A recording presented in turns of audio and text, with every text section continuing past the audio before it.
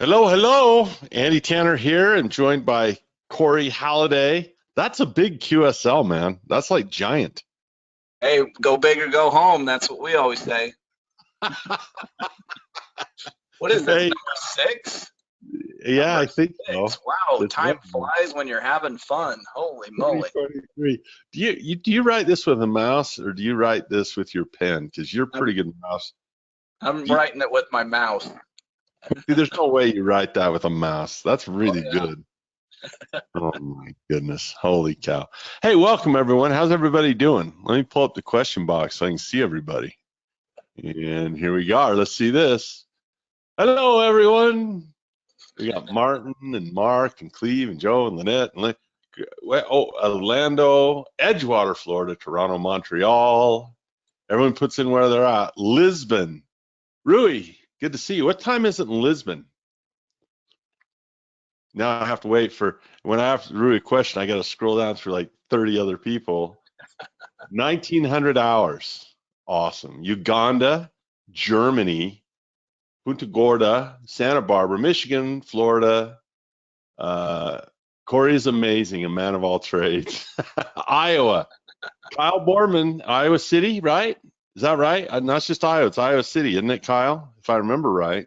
I used to live there, so that's why that sticks out in my mind. Humboldt, Canada. This is awesome. Immaculata. Oh, Ron says, I'm doing fantastic. Colorado Springs. We got people from all over. All right. If I didn't call you out, it's because there's a lot of folks. I'm excited for this one. Let's do our disclaimer. I always say, let's do the disclaimer so we can get started, but we never want to gloss over this ever. It's so important. There's not very many things that keep me up at night. They're really not. But if there was one, it would be if someone new in their exuberance got into trades that are a little bit above their education level. I use this thing called the education continuum. And the education continuum starts with ignorance, and then it moves into awareness, and then to competency, and then to proficiency. Sometimes when someone moves from awareness or from ignorance to awareness, they think, oh, okay, it's because it's so illuminating, right, Corey? Like when you go from something you had no idea you could do to something you can do, there Yep. is a jump in that education continuum. There is. But my fear is people would look at that awareness and confuse that with proficiency. Does that make sense to everybody? That's why I built the education continuum, is so that people can check themselves and say, okay, when it comes to technical analysis, where am I? Am I ignorant? Of course not. Am I aware? Definitely in this group. Am I competent? Could I pass a test on it and get an A on the test? But being proficient means I can do it. I can go out and actually do this stuff. And for me, that proficiency is always a pursuit to become more and more and more and more proficient. I've never stopped. I'm trying to think, why would I not like try to get better every year? So the reason that's important with our disclaimers, there's risks out here. So if someone goes from ignorance to awareness and like hops in, they're all stoked, oh, I'm gonna make all this money, but they're not proficient yet. They haven't paper traded, they haven't practiced, they don't have, maybe they haven't taken an ultimate options class or whatever yet. They're trying to do an iron condor. Hold on there, partner, relax, do it on paper first, be patient with yourself, and that'll make me feel a lot better. So basically what this disclaimer says is we are going to practice, and this stuff involves risk. So that's what that says, important stuff. I think I'll switch my screen, Corey. Can I switch to my screen? You got it, buddy. So Corey and I had a few moments this morning to review what we were going to speak about. And I'm going to show my screen number 2. And one of the things we did in last year's Quick Start Lab, and we've often done these, is, and I have trades on this dang near every month. And so it really isn't going to matter. Like part of the fun of the Quick Start Lab is we don't know what's going to happen, right? We don't know whether we're going to have COVID and everything's falling to pieces, or last year it was kind of like a overextended bit of a bubble we were trading, right?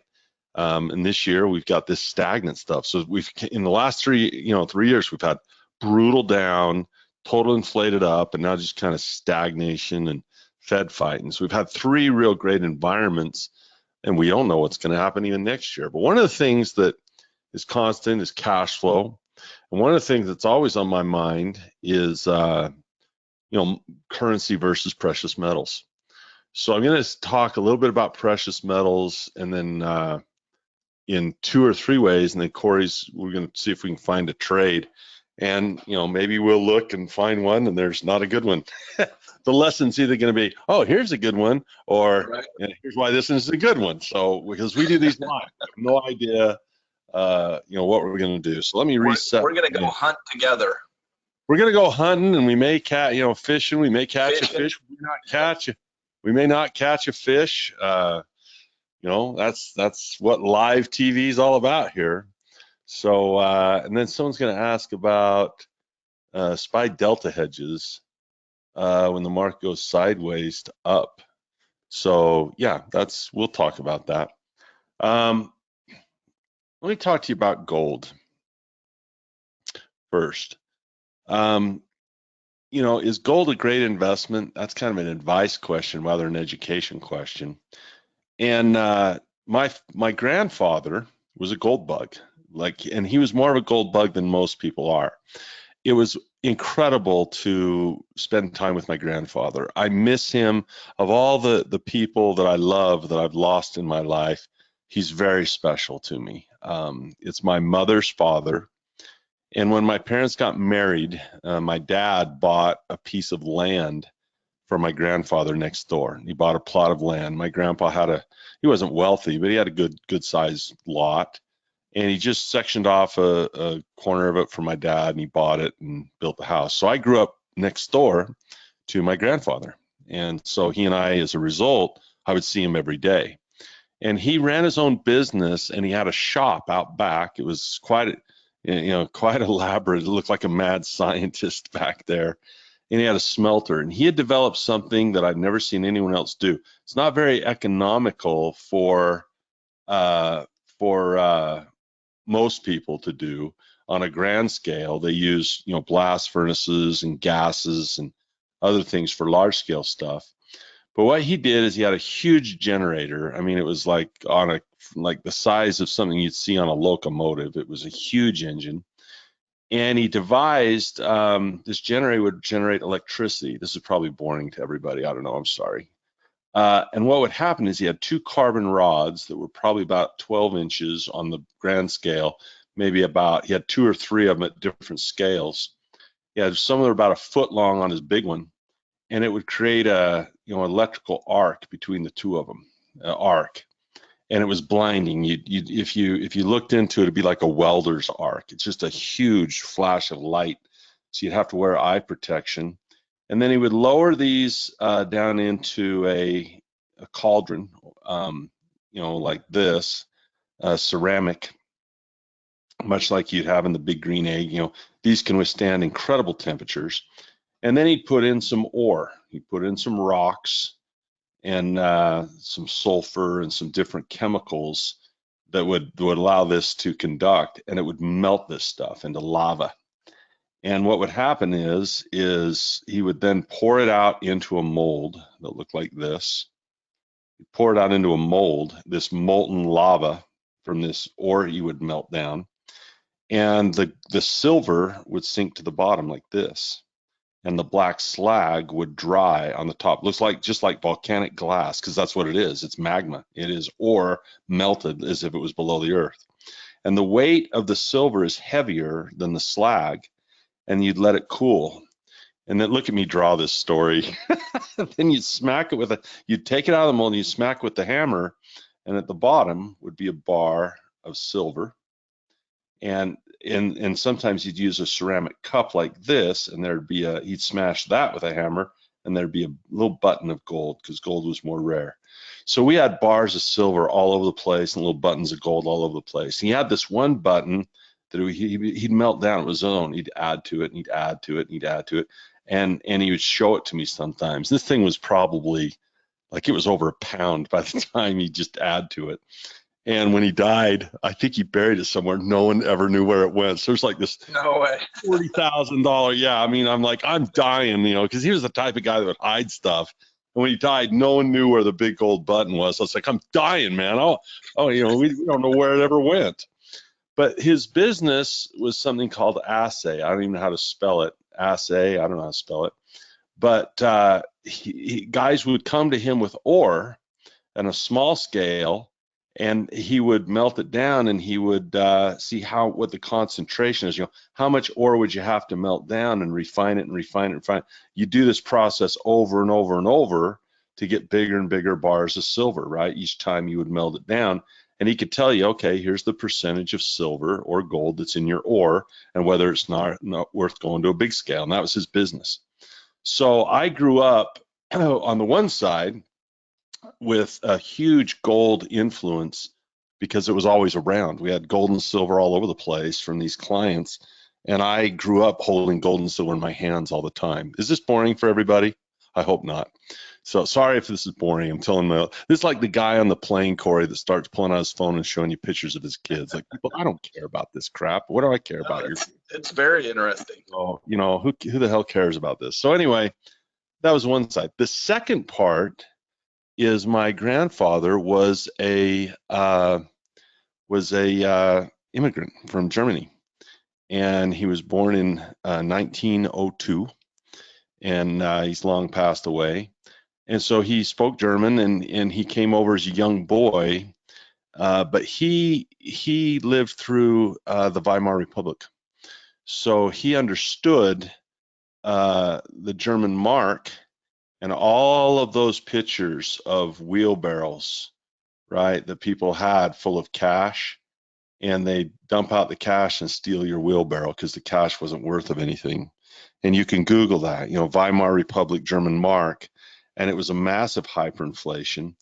And so that's why he loved gold. And he would sit in his chair, and I would sit like I'm 8, 9 years old, like young, like 6, 7, 8, 9 years old. And he had a chair, a lawn chair that he'd sit out under the tree in the backyard.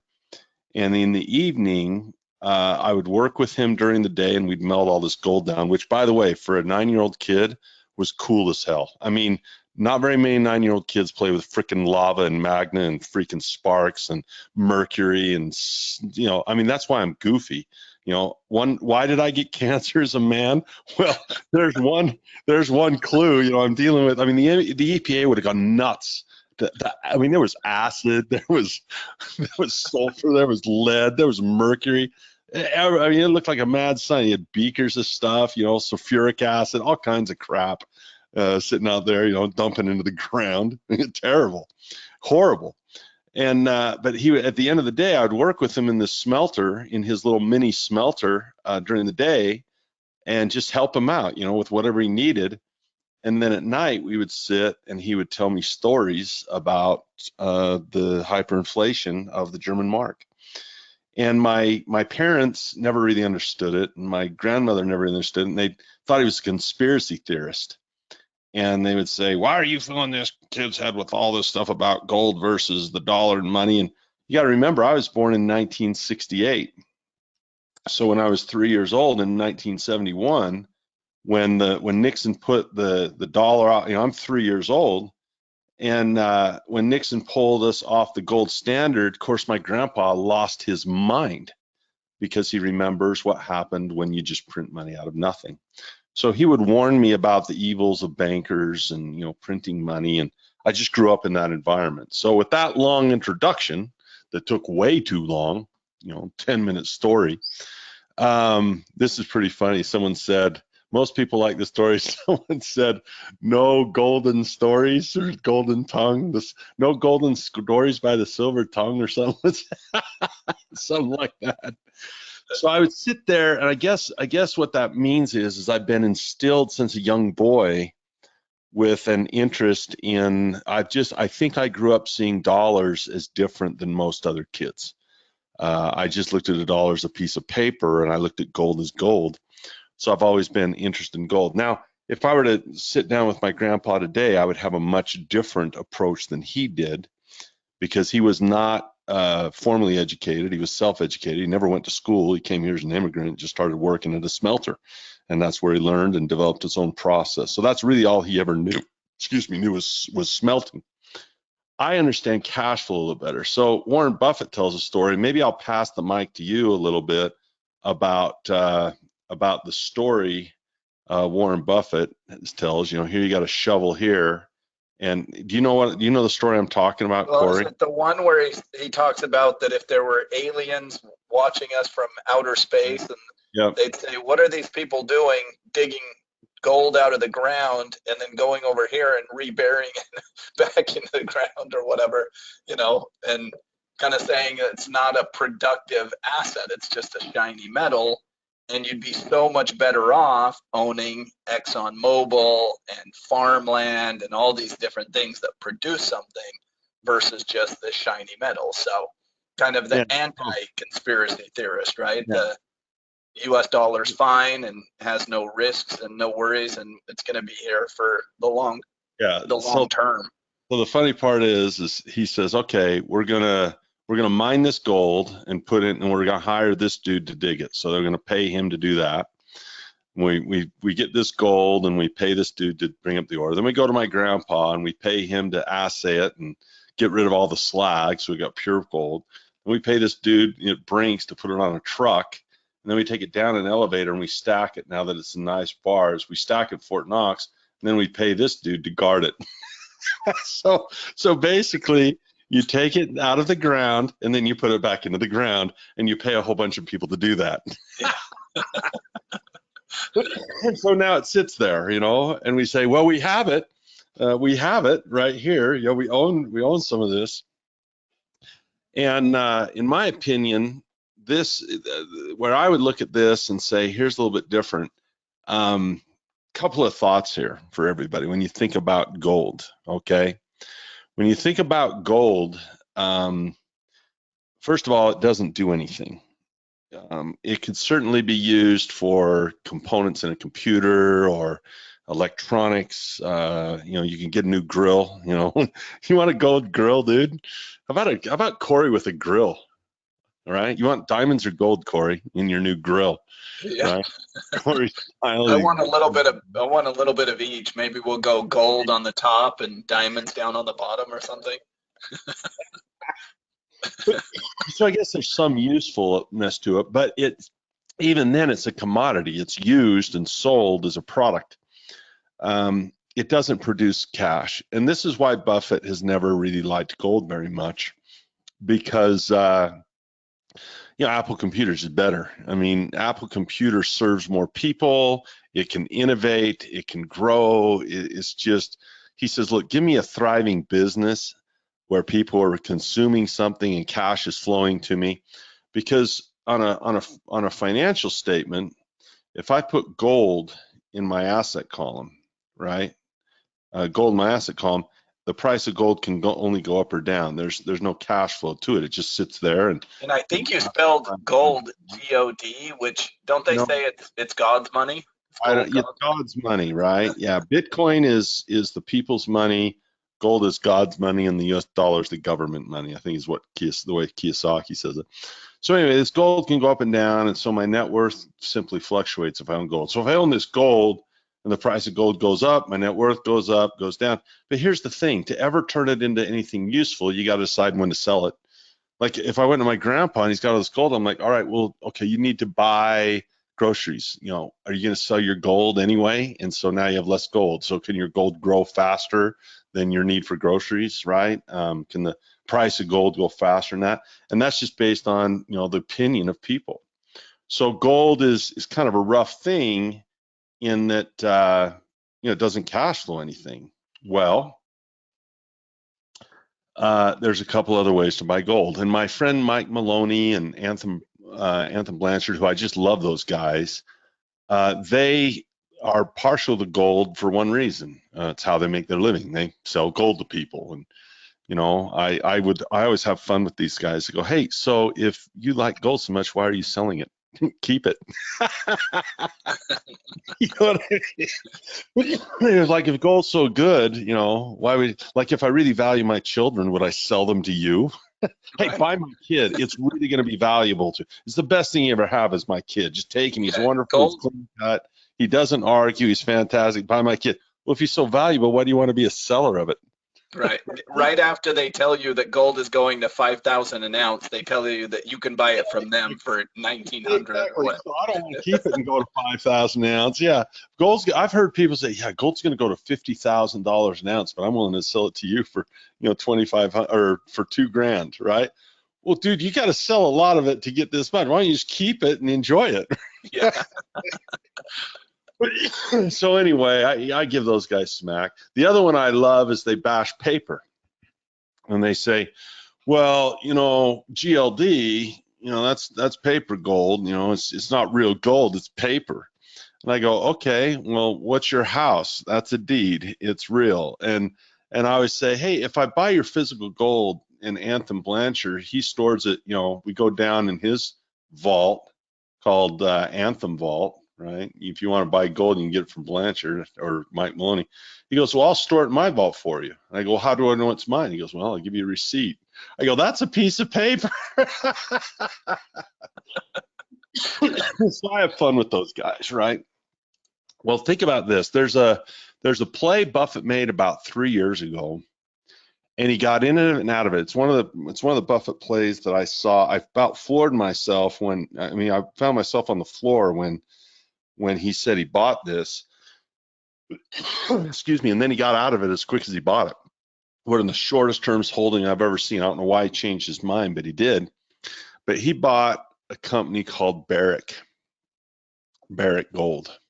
This is kind of fun. I don't think I've ever taught this deep, this far, in this detail. I don't know. But he bought Barrick Gold, and I'll tell you why I like this. This is wholesale gold ownership. So he got out of this. I actually stayed in it, and it's gone down, and I haven't cared, and I'll show you why. Wholesale. He bought Barrick Gold at wholesale, meaning this. Over here, you have this mine shaft, right, all over the world. So you're owning what? Real estate. You're controlling real estate. So it's a real estate play first. You own mineral rights or the actual ground that you're mining, and you buy that, and you have the gold that's not only here, that's being mined, but you have the gold here and the gold here and the gold here and the gold here yet to be discovered. You own all of it. So you're paying one stock price, and let's say that stock price is $20 a share. Now you own a share of not only the real estate, that you own a share of all the gold they're pulling out of there, and you own all the gold that will ever be pulled out of there for $20 a share. That's a lot different than retail, where Anthem and Maloney, they're selling gold that's already been refined, and you're buying one piece of gold, and that's what you get. There's no other gold. It's one for one. 1 ounce of gold, there's a price per ounce or an ounce per price, whatever. And whatever the dollar to gold ratio is, however you want to say it, gold to dollar, dollar to gold, whatever. And that's all you get. You get that 1 ounce. Here, you get the real estate, and you get all the potential gold. So let me just see if that's making sense, because I'd like to move off of it. Just give me a yes if you see the difference there, that you're paying this for the real estate. You're still buying the gold. You're just buying it while it's in the ground first. And you're not only buying the gold, you're buying like all the potential gold that ever come out of there. So this gold keeps cranking out things, and now you get to be the what?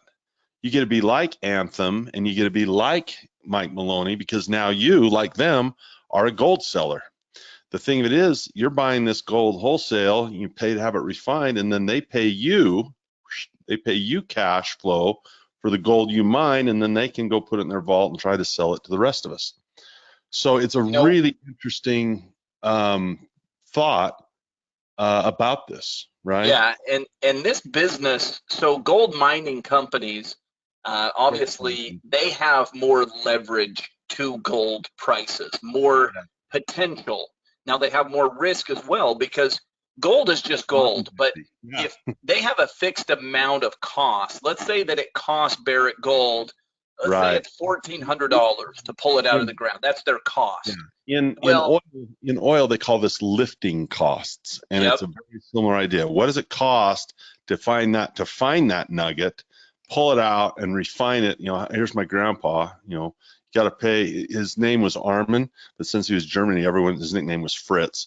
So you got to pay Fritz to mine this gold. That's lifting costs, refining costs. Go ahead. I didn't mean to interrupt. Yeah, I'm sorry. no, and so they have a certain amount of expense, and then versus what they can sell it for is their profit margin, right? And the bigger the profit margin, the more you want to own the gold mining companies, because if their expenses are small and gold prices go significantly higher, their expenses don't go up much, right? But the gold price, now all of a sudden they're printing money.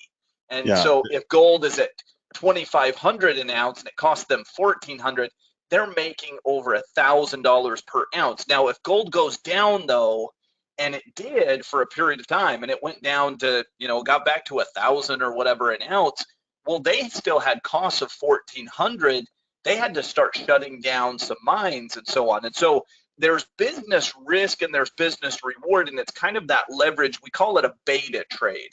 Beta is volatility. Basically, if gold moves this amount, gold miners will move that plus some, right? So when gold is really going well, usually the miners are booming and they give you more upside. When gold is doing poorly, the miners do even worse. And it's kind of that leverage game because of the business upside and the business downside of it all. So they can sell gold, right? This, if they they can sell gold, and when they sell the gold, it brings them in income. So this is a cash flow play, right? If you own a business, they're selling the gold. Yep. Okay, here these guys are buying the gold, and the gold goes up and down. These guys are in net worth play. Well, as we know, cash flow is better. It just is, because if you're trying to pay your expenses with income, that's paying it with new money. And this is a renewable supply because they're going to dig out more gold. They're going to keep mining. But over here, this is a limited supply. And if you pay your expenses with this, you have an hourglass effect, right? You're going to eventually run out of gold. So renewable cash flow in a business is renewable. We're going to keep producing stuff, coming up and selling that stuff. In a commodity, it's fixed. So it's two totally different cash flow patterns. And that really gets to Warren Buffett's argument for why he hates gold. He says it's a net worth play and you'll run out of it. Yeah, and what he likes is this. He likes the business side because he's seen the effects of it. Now, when I think of gold and these assets, I really think of them as currencies. They're the biggest argument and the best argument for gold is probably an anti-US dollar argument, which is ultimately how crypto was born. And it was the same type of idea of, I don't like that they're printing all this money. I'm worried about what dollars might be worth in the future. And a lot of people caught on to that. And I would argue that crypto was maybe the worst thing ever for gold and silver because it created competition. Yeah. You have certain amounts of people and certain amounts of funds that is going to go into the anti-US dollar, the anti-currency play. And now there's two competing asset classes that maybe the best thing ever for gold would be if crypto went away. So, you can kind of argue that in a world where crypto was never born, where do we think gold and silver trade? Well, I would certainly say higher. I don't know how much higher, but higher than where they are right now.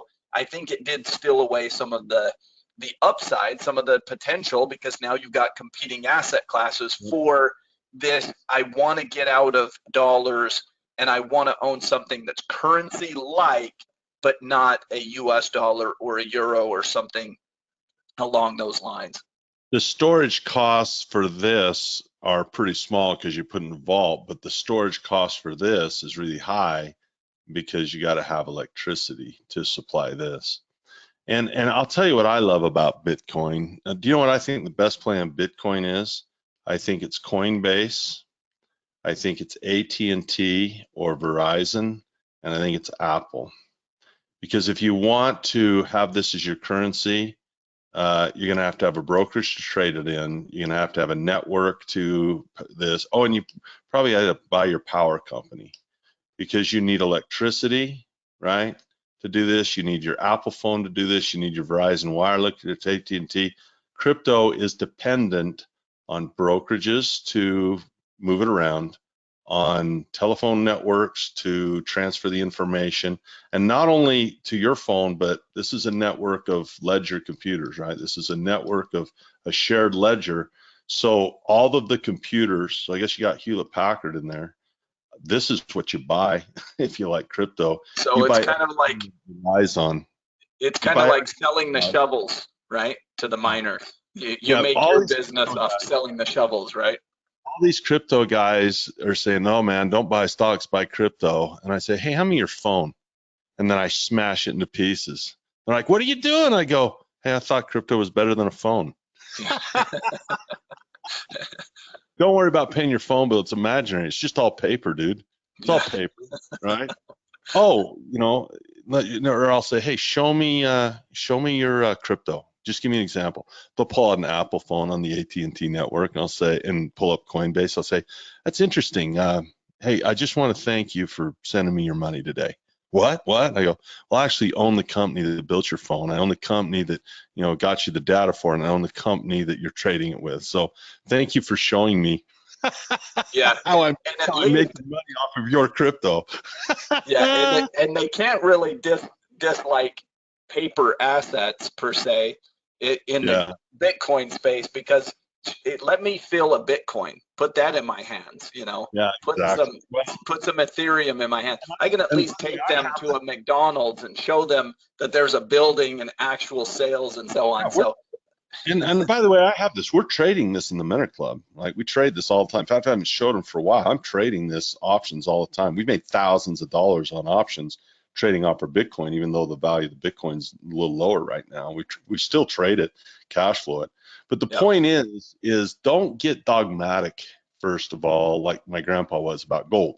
Don't be dogmatic. Just be open to whatever the truth is. People that are dogmatic have a hard time seeing the truth. That's why in my office, you guys might have seen it. I have that thing says, your time is limited, so don't waste it by living someone else's life. Don't be trapped by dogma, which is living with the results of other people's thinking. It's a huge sign in my office. Don't be trapped by dogma, and don't waste your time. And so a strong dollar, I might take $3 to buy this ounce of gold of this Bitcoin, or it might take $30 to buy this ounce of gold of this Bitcoin. This is all about this play. It's a currency play. Whether you're a Bitcoin guy or whether you're a gold guy, it's a currency play. One more comment, just to pontificate, I guess, on Bitcoin, is when you have stocks, I'll just kind of show you this. What you have is what's called a money market. Is this interesting? Because we're just kind of rolling in the Quick Start Lab is just basically me and Corey talking a lot. Are you guys okay with this? Just interested. I worry about boring people because I love this stuff and other people might not. So you have a money market, and maybe you have $1,000 in this money market, and then you have your stocks, right? And what happens is so maybe you have 1,000 shares of stock over here, right? Shares. And basically what happens in the New York Stock Exchange is when you make a trade, it converts your money to stock, or your cash to stock, and your stock to cash. So this is a place that holds cash, and this is a place that holds shares, right? Shares of stock. And in your account, in mine, it lists all the stocks that I have, and then maybe up here it lists the amount that I have in the money market in cash. So this is your cash, this is your stocks, and they go back and forth like this. Everybody catch that? Pretty easy. Everybody good with this? Okay. Now, what's tough? Okay. What's tough is these money market people. They have to make money. So how do they make money on this? In other words, they just can't hold your $1,000 in a money market for free. So if I have a money market fund called the, Corey Halliday Money Market Fund, the CHMM, Corey has to take that. Short it. Short that. Corey has to take that money. Now here's the problem. This has to be safe. I'm okay if I wake up in the morning and my 1,000 shares is down in value. Hey, that's stocks, right? Today, Apple's down, or today Oxy's up, or whatever, right? I'm okay with this fluctuation and these risks, right? But this, I'm not okay. I would not be okay if I put $1,000 in a money market today and I woke up tomorrow and there was only 800 in there. So if this $1,000 becomes less than $1,000, right? If I wake up tomorrow and it's even 999, I'm saying, where the hell did my dollar go? That's called breaking the buck. Okay, that's called breaking the buck. And so what happens is Corey's got to put this in safe investments. And those include usually three things. US Treasuries are guaranteed safe.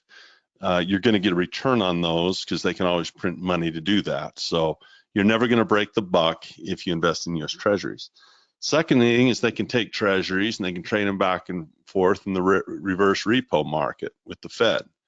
So they can, do business with reverse repo. Well, because you're doing business with the U.S. government in both places, you guaranteed you're going to print money and do that. The riskier place, but they can get away with it, is short-term commercial paper. Short-term commercial paper. So, for example, Apple's got like $1 zillion in Ireland. I mean, Apple has more money than anybody. So if Apple has like $1 zillion in Ireland, and you say, hey, will you loan me some, can I loan some money to Apple for, 3 weeks? They're good for it. Now, why would Apple, why would Apple want to borrow money from me if they got $1 zillion in Ireland? Well, if they spend that money in the United States, they have to repatriate it and pay 35% tax. So they'd rather pay me, 2% and just borrow the money and pay it back rather than repatriate their real money and take 35% off of it. So commercial paper is a great business, okay? So there's a little lesson on money markets. And if you go to the reverse repo, if you go to the New York Fed website, this is called counterparty risk.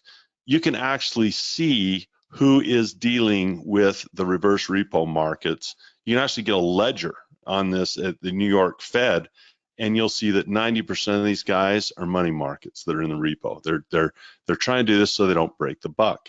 Because if they're in some place that's not safe and they break the buck, they'll fail. People will leave, they'll pull the money. I mean, if I wake up tomorrow and that's $995, I'm pulling the whole thing before it goes to 985, because obviously these guys aren't going in safe stuff. Okay, does everybody understand that? Just give me a yes if you kind of understand that, because this is pretty important.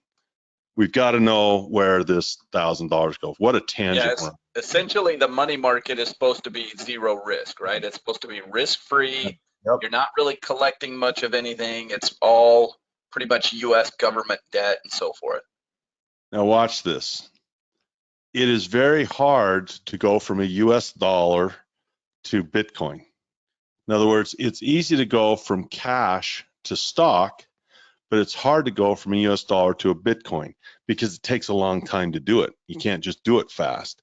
It might take 24 hours, right? It might take a long time to do. Even if I deposit money, it's hard to go from cash to stocks. For example, if I say I'm going to take some money from my bank account and add to my brokerage account, it's not going to show up till the next day. In other words, I'll put in the order and then the next day it'll show up.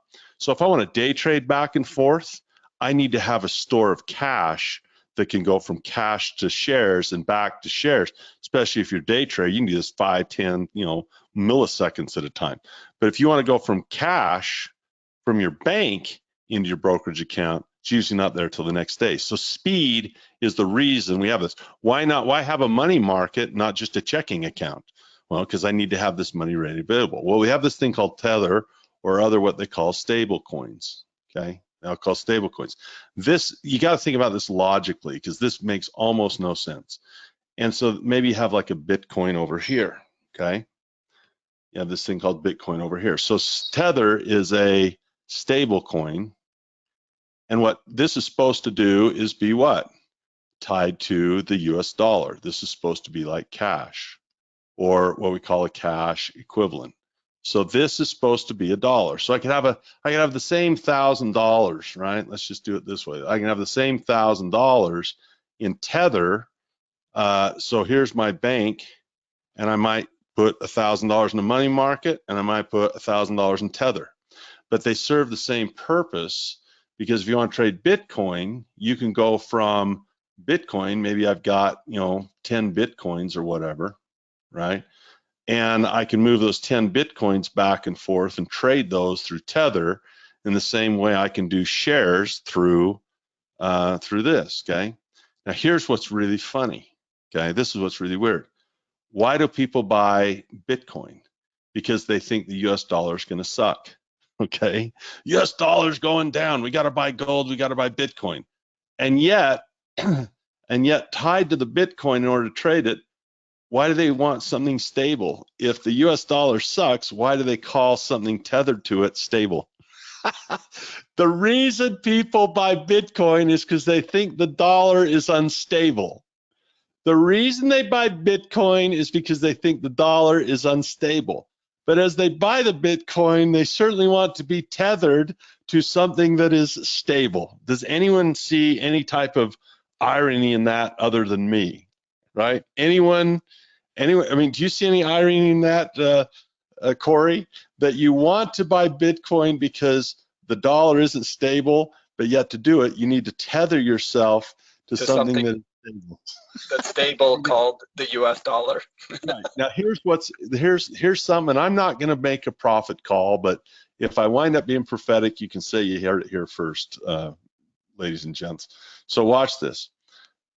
Bitcoin is an open, like audited ledger, and it's called not open and audited. Everyone can see it. In fact, it's verified. It's audited. It's like a zillion computers around the world. You know, they like to do one freaking transaction. I think it takes enough power to, you know, run New York City for like 1,000 years or whatever they're saying. It's this ridiculous amount of electricity to constantly be auditing this ledger, because there's thousands of an innumerable amount of computers that every time there's a transaction, imagine like 1 million computers communicating with each other to verify that single transaction. I mean, the expense of all that electricity to do that is huge, right? So it's open and audited. And here's the other reason they like it. It's non-centralized. So in other words, it's spread out among, it's not in a central place, okay? Okay, 50% of the transactions every day in this go to either Tether or some other stable coin, okay? Half the transactions are going here. Okay, Tether is closed. It's a closed ledger. It is not audited. In fact, they've been promising an audit for years, and they still haven't produced one. The last auditing company they hired, they couldn't get a big 3 auditing company because they won't touch it. They don't want the liability of auditing those books. So they went and got another auditing company, but the problem with the auditing company they got was, well, they're being audited. You've got a company that's supposed to audit your books to make sure on the up and up, but the company you hired to audit your books to make sure you're on the up and up because there's questions, they're getting audited by someone else because their auditing needs to be audited because they have questions. So you have an auditor who's being audited, supposed to being audited your books, but it hasn't been audited yet. And they keep saying, well, we'll get it to you. We'll get it to you. And here's the thing. So not only is their ledger not audited, it's totally centralized. It's one place. It's one company. It's not even public. It's not even government. It's a company. So here you have this beautiful audited, non-centralized open ledger that is tethered to something that's closed, not audited. Now here's something that's weird.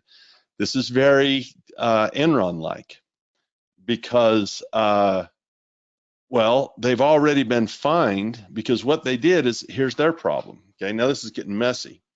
How does Tether make money on this $1,000? Well, the same way the money market does. So Tether should be investing in what? US Treasuries, right? We don't know that because they're not audited. Okay, they should be investing in reverse repo. We don't know that. Why? Because they're not audited. Okay, and they should also be investing in commercial paper. Now they have claimed, not audited, claiming and not auditing is just different things. They have claimed that they were using commercial paper to do this. Well, the amount of business that's done every day between Tether and Bitcoin would represent 1/5 of the world's commercial paper. Well, as you go out to all the people that do commercial paper and you ask Apple and whoever else, loans to commercial paper, they say, how many of you are doing business with Tether? And they say, none of us are. So if Tether is claiming commercial paper and we can't find anyone doing business with Tether, then who are they loaning it to? Well, Tether has a sister company. And turns out this sister company had some hard times, and it became unveiled. They found this out, that they were actually taking this money and loaning it to their own sister company to keep them afloat. And that got found out. And the federal government said, hey, we're going to fine you a bunch of millions of dollars for doing that. So we already know that they've done stuff that is nefarious, underhanded, and illegal. We already have a track record that they're willing to take this precious funds that normally have to be very, very safe, and will invest them in another place. So until that audit comes out, that'll be interesting. Well, what do you think would happen to the value of Bitcoin if we find out that Tether is not on the up and up? So anyway, this is a long, interesting stuff, okay? It's fascinating stuff. And when there's that much money at stake, look at this big mess I've written. This is like, I should just take a picture of this and say, come to Cashflow Academy. We make things simple. we do make them fun. We do make them made fun. The comment that they love it when your screen gets completely black. So I think they're right when I talk, fun, simple, and real. Well, we're having fun. This is very real. I don't know if we got this simple. I think we might have missed the mark on our simple here. I don't know. But it's kind of fun, right? It's kind of fun. This is why financial education fascinates me, because I believe that most of your friends and family would not have an interest in even being in this meeting, and yet they're in this world and they're hitting Bitcoin superficially and gold superficially, and they get the hot tip and their brother-in-law says and that, but they're not like you and I. They're not deep divers. They're really interested in this type of stuff, right? So it says, throw some color in this. I could do that. So back to gold. So this whole thing, whether it's Bitcoin or gold, is about the US dollar. And that's where we have a discussion. Corey, I'm going to shut up. I just talked for an hour. But tell me, Corey, take the mic and just kind of, in fact, I'll let you take the screen if you want, or just maybe talk a little bit about where we are in the US dollar, because that's what Quick Start Lab is about, is saying, hey, what's the situation right now? Like, we have all the classes in the Cashflow Academy. We got 4 pillars. We got Mentor Club. We got coaching. And we got the playbook. We got all that stuff. Okay, but what's happening right now, right? What's happening right now? That's what Quick Start Lab is. And that's the thing about the US dollar, is we've gone through an unprecedented amount of money printing over the past decade or so. If you look at M2 money supply and some of these numbers, if you want to pull that up, Andy, let me just take your breath away. And this is really the big argument for other things like crypto or gold or these other assets is, again, it's kind of, hey, we can see that this is not good, that they keep printing more and more of this. But at the end of the day, we all utilize dollars. And the path of this is ultimately one that they're going to continue to devalue the dollar over time, right? It's going to lose its purchasing power. Now, that doesn't mean it's going to be worthless. That doesn't mean that we're going to live in a world. I mean, I fully expect that 30, 40, 50 years from now, we'll still be using US dollars, and there will still be assets and all of that. I don't think we're going to a world without it. But it's one of the compelling arguments for getting out of cash and getting into assets. Now, they've driven you into assets and out of cash, and that's what they did ultimately when they drove interest rates down to zero, is they were trying to fuel some inflation. In fact, the Fed wanted inflation because we were fighting deflationary effects, right? And they thought that they had gotten to a place where, well, they finally started to see some inflation, and then they called it transitory. They said, well, it'll just go away on its own. It's not going to stay here. And boy, were they wrong. And so now we've gone to a world where they printed all this money. Now notice on the right-hand side, you have money supply, which just exploded.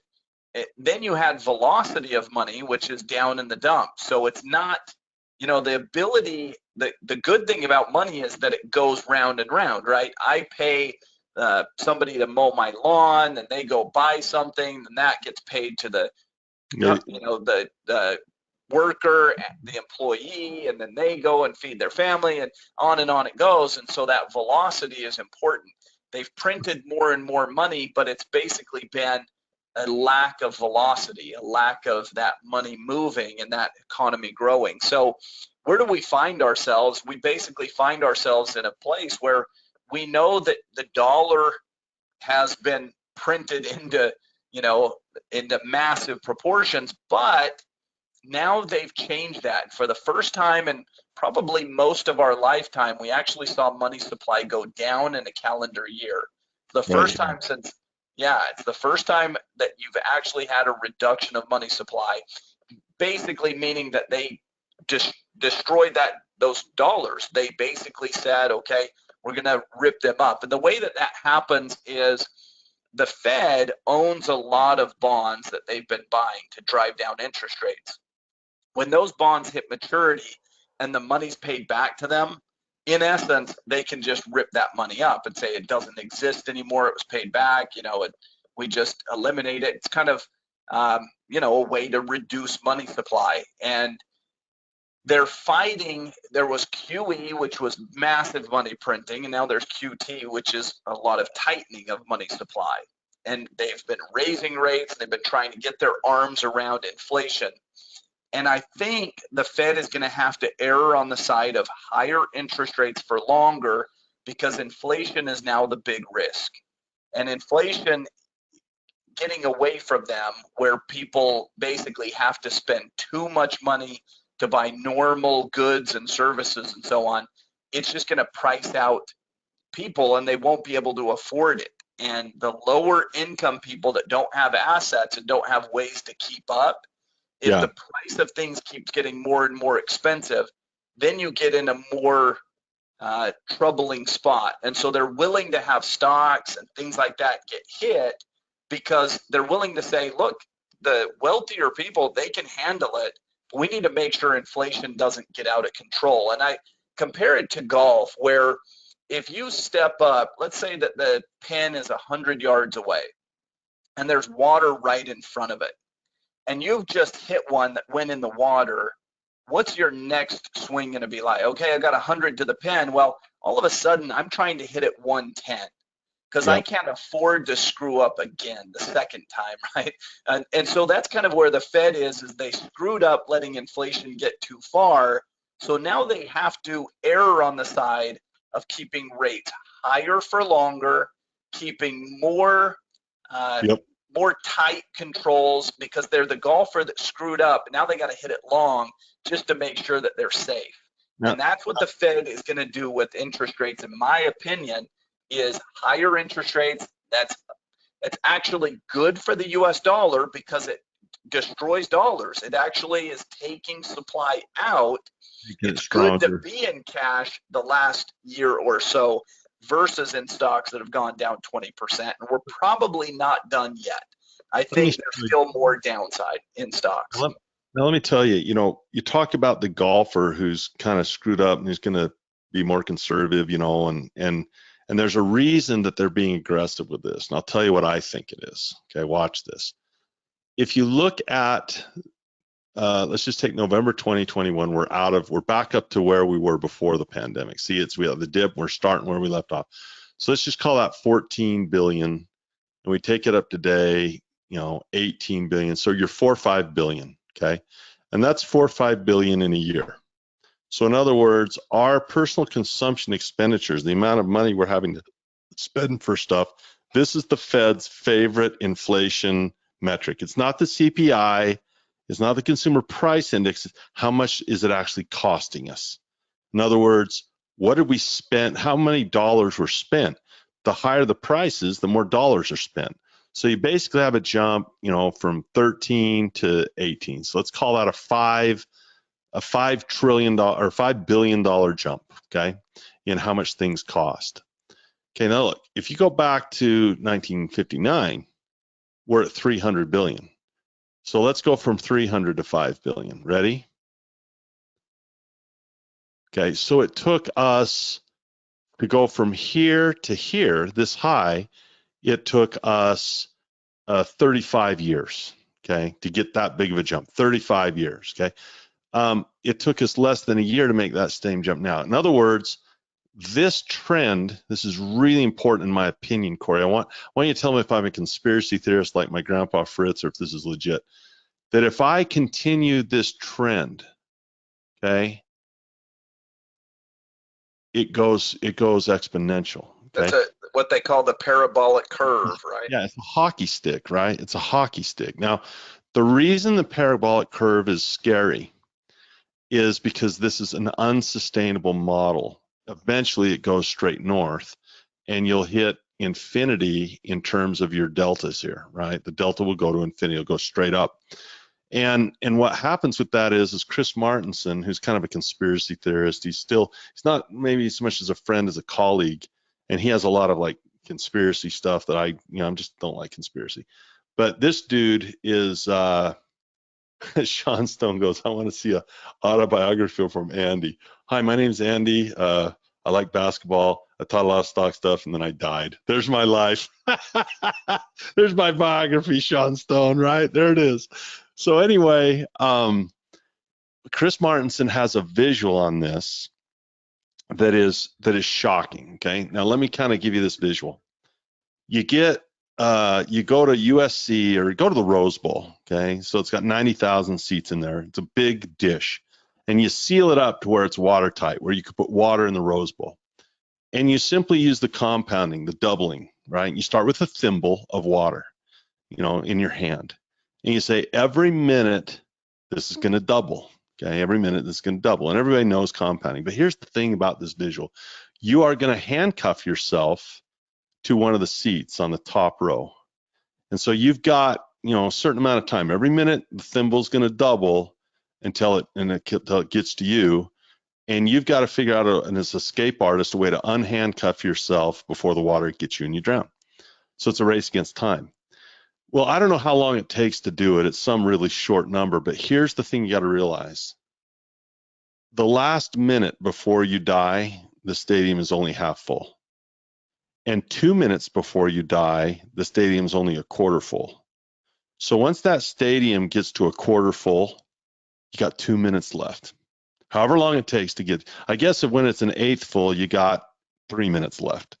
So 1/8 of that, or I guess you say when you got 1/16 of it full, you got 4 minutes left. You follow that?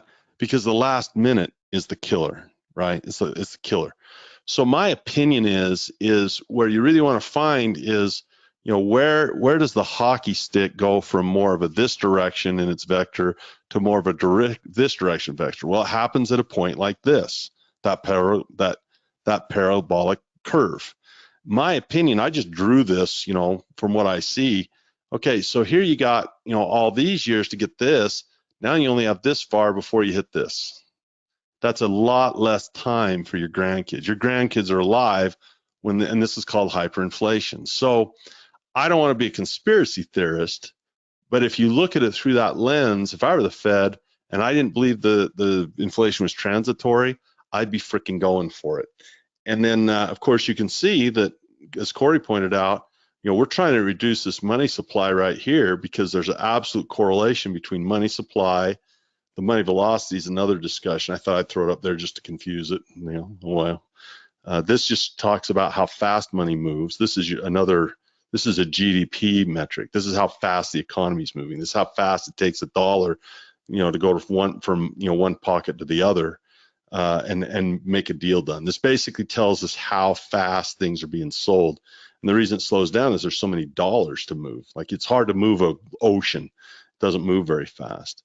So those are the three metrics I thought we'd bring up. So Corey, any thoughts on the parabolic nature of this and the need to slow this at the rate the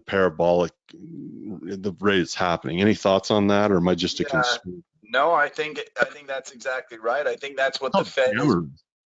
What was that? This is called gamma risk. Agreed?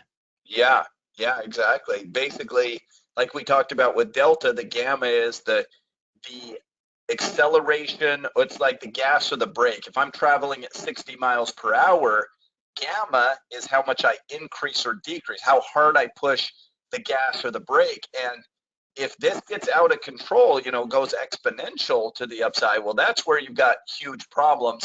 And that's where the Fed really got it wrong. They've admitted their mistakes, but they just flat out screwed up. They let inflation get out of control. And the worry is that it becomes entrenched. And now all of a sudden the Fed can't get it under control. And so then they start changing targets. And instead of having a 2% annual target at the Fed, what if they raise it to 3 or 4? That kind of speaks to them not being able to get it under control. And ultimately, all of these things are just a confidence thing. I mean, the dollar, when we think about that piece of paper, it's just because you and I believe it has value, trading it back and forth. Gold, it has value because we believe that handing it back and forth has some value, right? Bitcoin, we believe that trading it back and forth has value. The risk, the biggest risk to all currencies, of course, is just the lack of faith. That's if the faith of the U.S. in the U.S. government falls, then all of a sudden you've got bigger issues. But we're a long ways off from that. I believe it's not something that it's imminent that, we've got a financial crisis where people just don't believe in the US dollar and we stop trading them back and forth. I think tomorrow we're still going to be trading US dollars and believe that they have some value and whatnot. But at the end of the day, does it make sense to have some of these alternative currencies? Does it make sense to maybe have some, not a ton, but have some of your wealth in gold and these other assets? I believe it does. I believe it's a hedge, it's a protective measure, and I still believe that the US dollar is going to exist 10 and 20 years down the road, but we can have some other assets working for us and just some other measures of safety, basically. So with that brief introduction, with that 62-minute and 49-second brief introduction, so awesome. Oh my gosh, man, I'm just dying. It's so awesome. With that brief introduction, this is what I want. Number one, I want to protect my wealth. So if the dollar is being printed and threatened and it's not going to be world's reserve currency and it's not stable and it's volatile and it's in trouble, I say to myself, well, maybe I put a little bit of my money in gold, right? Maybe I put it in gold, right? Okay, but here's the thing, gold doesn't cash flow. So we need to find a way to cash flow this. So there's two ways I could cash flow. I could say, well, I could buy Barrick gold, or I could maybe get with the GLD. Barrick gold pays a dividend, and I could write covered calls on it, or I could write cash secured puts on it. And GLD, I could do the same thing. I write covered calls on it, and I could do, cash secured puts on it for cash flow. Okay, so that would check that box. A gold bar, this would be a gold bar. A gold bar in a safe somewhere would maybe do this, but a gold bar would not check this box. So I use these to check that box. So I've got exposure to gold, but I can cash flow it. But the only problem I have is I need to compound faster, perhaps. Maybe I'm, 65 years old. My sons are 15. Those guys with just minimal rates of return and discipline will become millionaires. That's it. Minimal rates of return and discipline makes them millionaires because they can compound for 40 years before they're 65, right? They got 45, 50 years to go.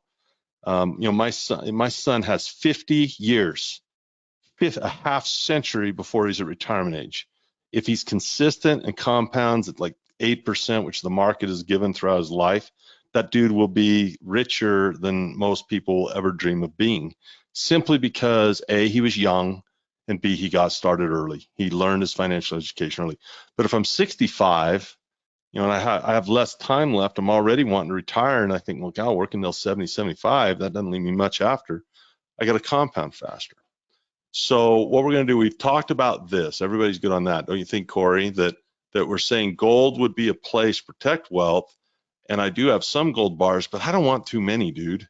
Because Yeah. if I get too many, then I'm kind of like Buffett when he says, okay, Andy, enough is enough. You dug it out of the ground, you refined it, now you just put it back in the ground. It's sitting there.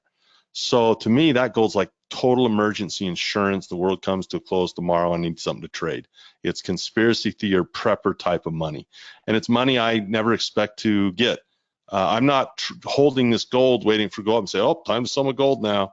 It's going to be inherited by my children in the best case scenario. It's money I've lost. In the gold bars I have and the gold rounds I have are money that has gone to me. I'll never get it back. The only thing that gives me is a little peace of mind that I have it. So I don't want too much there. But I do want to protect my wealth. So I probably want more here, but I want it to cash flow. So I look at these two ideas, but then I want to do fast compounding. So watch this. And then I'm going to turn the time to Corey to just do the trade, okay? Let's look at 3 different financial statements, okay? The first financial statement is I could just buy, let's say I could buy Barrick Gold, okay? And I'd get a dividend. Now, that's pretty cool because, like we said, I buy the mine. I buy not only the gold that is being refined now, but all the gold that ever will be refined. I have a real estate play. And if the price of gold goes up, then I benefit from that because this is how I get exposure to gold and own gold without, like I can't sell my bars, but I can make money by selling these. So I benefit immediately in terms of cash flow if I do this because of the dividend. I have a cash flow that increases when the price of gold increases, and yet I haven't sold the mine. I have this continuous supply of gold. Does that make sense, everybody? That's a big one if you can say yes to that. Then that was worth the hour of talking about this, right? My Barrick Gold is a cash flow source that instead of having a net worth, this would be a net worth. If the price of gold goes up, my net worth would go up if the price of gold went up on my gold bars, but I'd have to sell them to capitalize on that capital gain. However, here, if I own the company or a mine, then when the price of gold goes up, my cash flow goes up because the amount of money they can charge for the gold is higher. They're creating it out of the ground or pulling out of the ground all the time. My dividend would rise and my stock price would probably rise too. Okay, so income, expenses, asset, liabilities. So I don't know what the dividend is on Barrick Gold. It's probably pretty tiny. What is it, Corey? Do you know what it is? The dividend on Barrick Gold? I'm going to look it up right now. I think because the stock's gone down quite a bit, the yield would probably I'll be tell you. a Yeah, bit I better, can tell maybe you what 1%, it is. but let me look. Let me bring up my son's account. He's got some in his accounts right up on me right here. So hang on, his happens to be up. So it's 40 cents. And it's been 40 So cents. that's not too bad. It's got a forward annual dividend yield of 3.4. The wrong one. It's not 40 cents. I clicked the wrong one. My I think bad. it's 55 right now, 55 cents a year. It's not. It's like 10 cents. It's tiny. It's like 10 cents. Why am I seeing Barrick Gold, you said? I don't know, on Yahoo Finance it's saying 55 cents annual dividend at 3.44 yield. I was talking about the quarterly. Oh, okay. Yeah. That's why. Look, here. We'll just bring the chart up. Hang on. Live TV, ladies and gentlemen. See, this is why we record so much stuff. So it's gone down. It was 10 cents here. It was 15 cents here. It was 20 cents here. It was 20 cents here. So 20, 40, 65, 75 for an average of 55 is probably where they're getting that from. Yeah. Right? Could be about 3.44% annually is what it's showing. So that's the number I wanted, was 3.4. So 3.4% on your money. Okay. Now that does these things, protects my wealth because I get exposure to gold, got the cash flow 3. But you know what? That's not very fast compounding, right? And even my son can't get incredibly rich because that's not even keeping up with inflation right now, right? So I'm not even getting the protection that I want of my wealth against that dollar going down with this type of rate. So what my son does and what I do is he buys Barrick Gold and he gets the 3.4% on the dividend that comes up here, right? But he also sells covered calls. And what's interesting, I'll just give you the numbers on his because I'm mine up right now, but I'll tell you his. He won't care, I don't think. David, can I divulge your wealth? David has a 22%, or he bought it at 22. So it's fallen from 22 to what, Corey, did we say? Did I have that? It's fallen from $22. $20 right now. Well, So what is it? No, 16 bucks right now. Yeah, so he bought it probably somewhere right around here, or it might even be further when Buffett bought it. But let's just pretend it was further back. He bought it before it went up and down, because he bought it when Buffett bought it. So let's go here to like weekly, and let's just go 3 years weekly. So he bought it like at 22 around in here when Buffett bought it. Here's where Buffett bought it. Here's where Buffett sold it. You think Buffett had an influence on that? Maybe, right? And so he's had all these ups and downs where it's been as high as 30, as low as 12, and right now it's about here. So what's weird is he bought it at 22, so he'd be down quite a bit. Guess what? With all the covered calls he's written, his cost basis is actually 17. So he's already made up. What is that? He bought it. It's 22. About, so he's already got $5 of income. Yeah, he's already got $5 out of it, right? So his cost basis really is much, much lower. If you do that if you do that 55 cents on his cost basis, right? Did you say it was 55 cents was what it was? 55, yep. Okay, and you divide that by his cost basis of just under 17. A little bit lower, 3.2. Well, but it should be higher because this is based on today's price, right? 22. Well, yeah, but the stock's a little bit below because it's at 16. Okay. Yeah. So whatever it is. Okay. Now, that's right. The stock's lower than what, you're right. It's lower. But if he continues to do this, he'll eventually get to an infinite return. It'll just take time, right? He'll get into it. It'll take time. Now watch this. What I think we ought to look at here is this idea. Is what if we're covered calls means that we can get a call premium. You can get a call premium right here by promising to sell at a higher price, okay? And let's say that the stock owner might have bought it, it's at $16 right now, let's say. Well, then they'd have to buy 100 shares of stock at $16. But what if we bought a long-term equity anticipation securities? What if we bought that instead of the stock? Because 100 shares of stock times $16 a share is $1,600, correct? So we'd have to have $1,600 in here to do that. But what if a leap was like 25% that much? What if a leap was only like $6 bucks or something? Yeah. Or $4, right? Well, now 100 times 4 would be only $400. So instead of putting $1,600 in here to get this cash flow, we only have to put $400 in here. It's a lot like ice cream, the wholesale and the retail.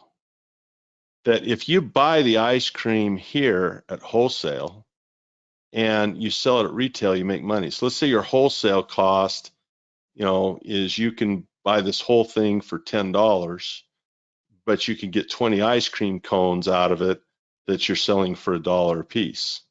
So you'd spend 10, you'd sell 20 ice cream cones, you make a bunch of money. That's what we're doing here. We're going to buy time, a whole bunch of time at wholesale, and then we're going to sell time at retail. So that's called a leap with a covered right, Corey? You take the screen, Corey, and see if we can find the trade. Yeah, let's take a look together here. Let me bring this up. Kate Miller, while you're bringing this up, I'm just going to answer a few questions that we had. I hope I can't get to them all. Kate Miller says, do I think the same thing about silver? Kate, I think silver even more, because when you look at the gold to silver ratio, gold has exploded faster than silver. Usually silver catches up and silver is used more commercially. So I actually like silver even more right now.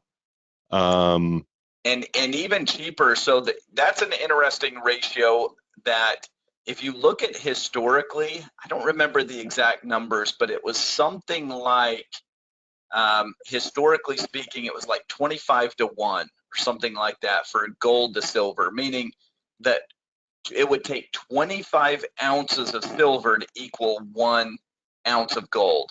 And it's differed over time. But look at right now, to your point on silver, if you look at that ratio, let's go pull up their prices and we'll just use Bloomberg or something and we'll come in here. Let's go to commodities and just look at the spot price. So if you look at the spot price for gold, it's at 1836.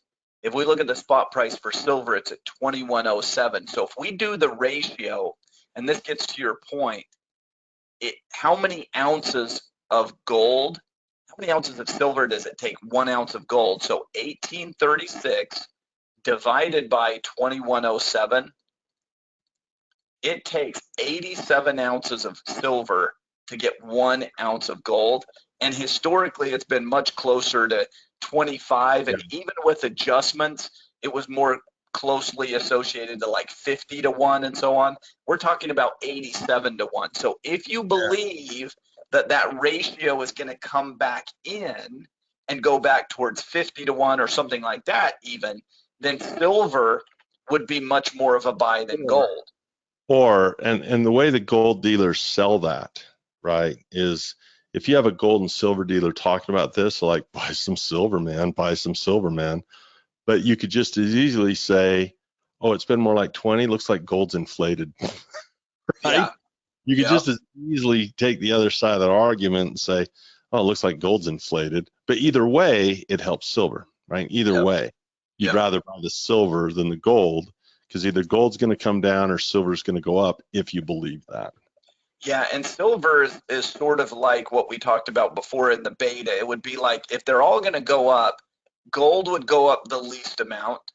Silver would typically be the next amount because it's higher beta, more volatility. And then the miners would be the biggest play. But on the downside, well, gold will go down less. You know, silver might go ahead and go down at a faster pace, and gold miners might go down at a faster pace if it's kind of the historical based off of volatility.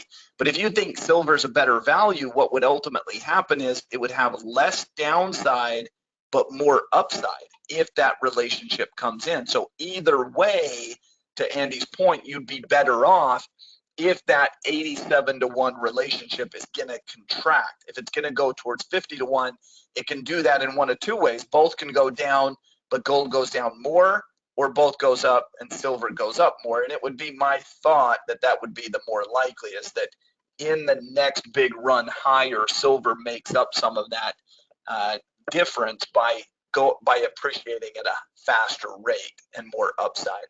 If we wanted to play, go ahead.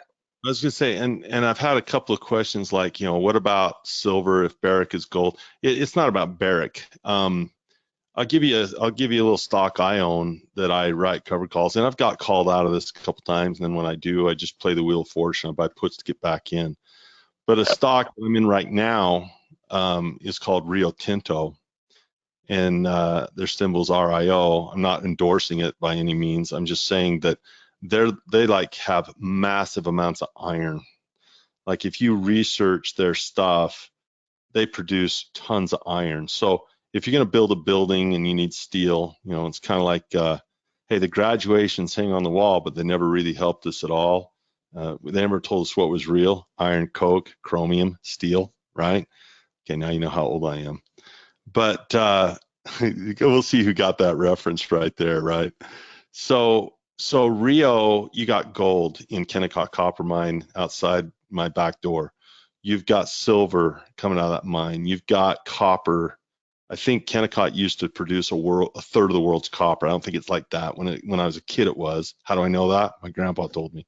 You got iron. You got all this. So if you just really say, look, it's not just about gold or silver, it's about commodities and stuff. If the dollar goes down, you still want to have all these commodities, right?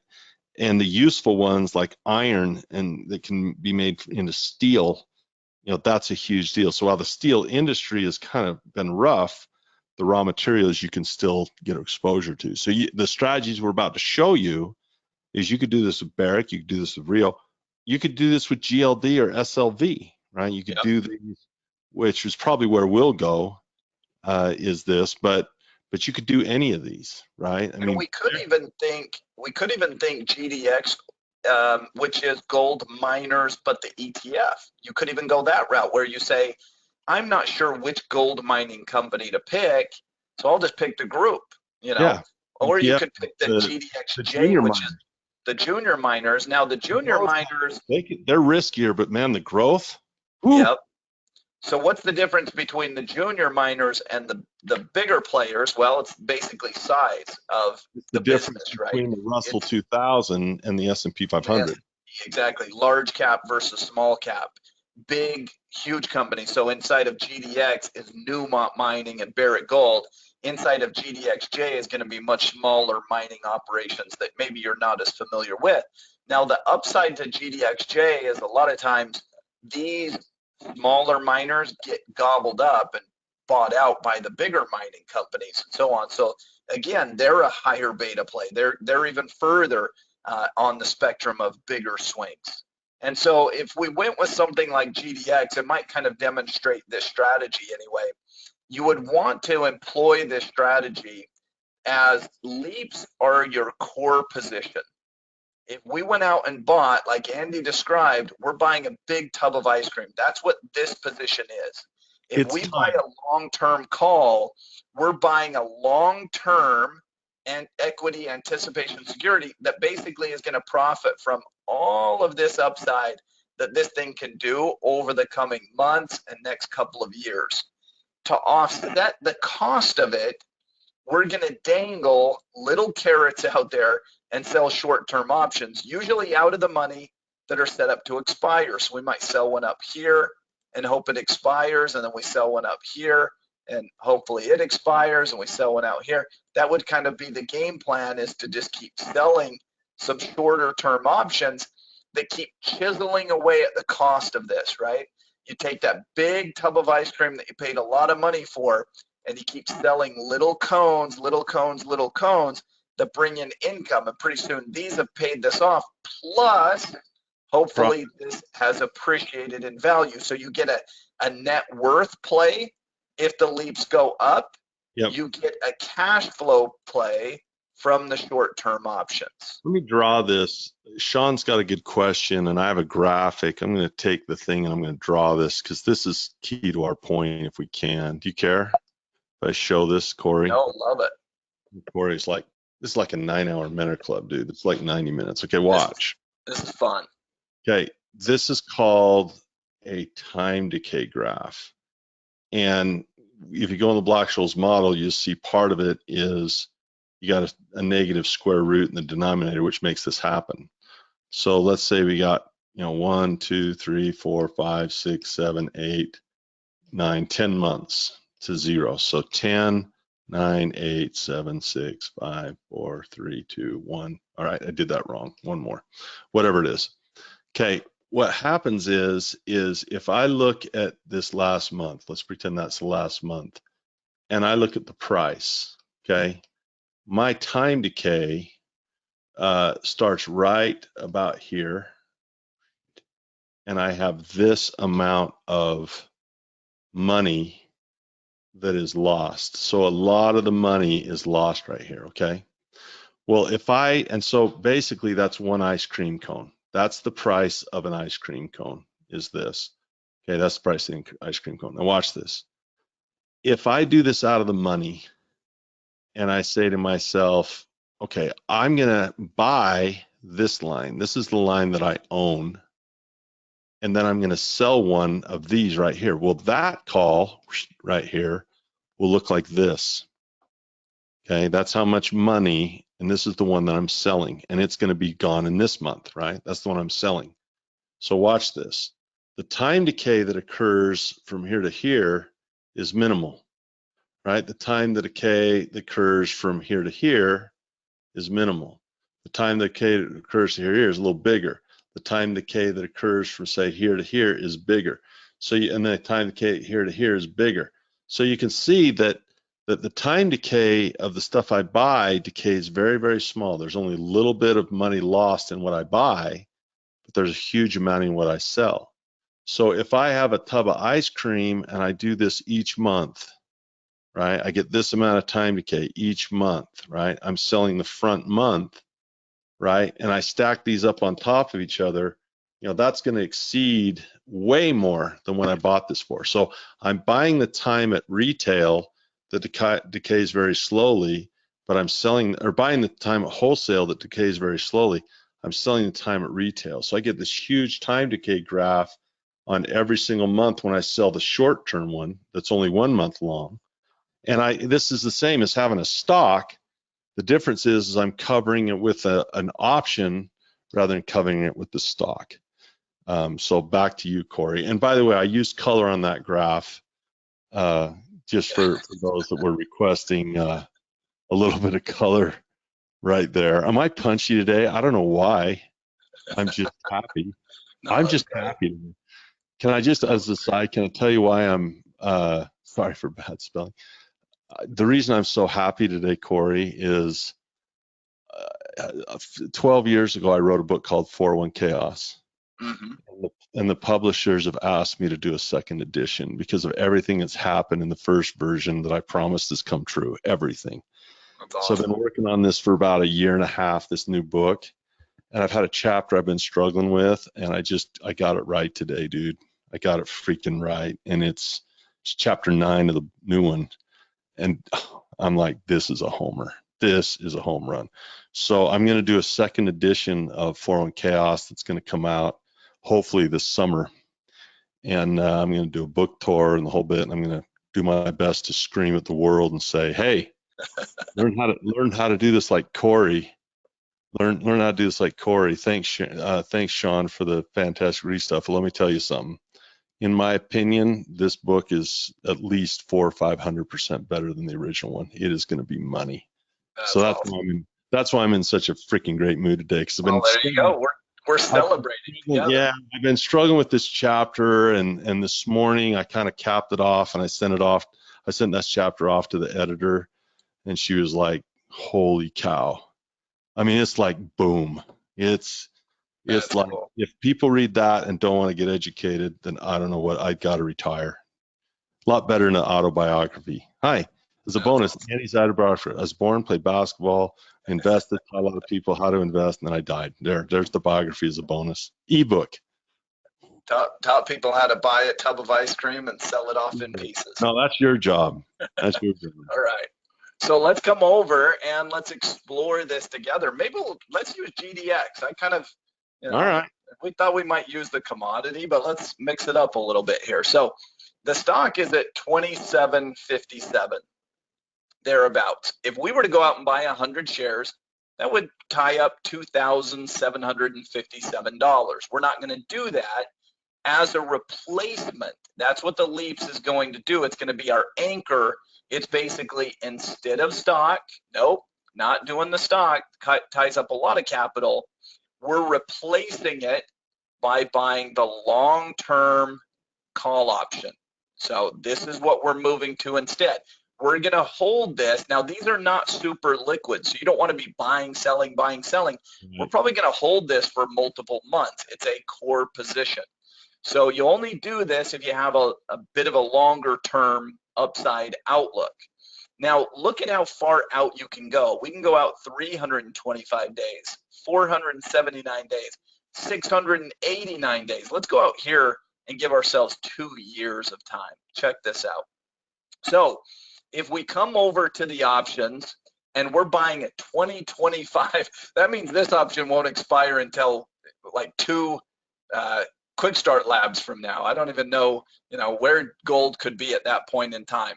Normally with this anchor position way out in time, we would buy something that is at least at the money, kind of maybe even in the money, because we want a little bit of a good delta on this high delta position. So I wouldn't be against even buying something that's a couple bucks in the money and getting a little bit higher delta. The delta differential and the theta differential are important. Now, this kind of shows you that the theta is non-existent right now. Andy drew that graph and showed that there's not much time decay.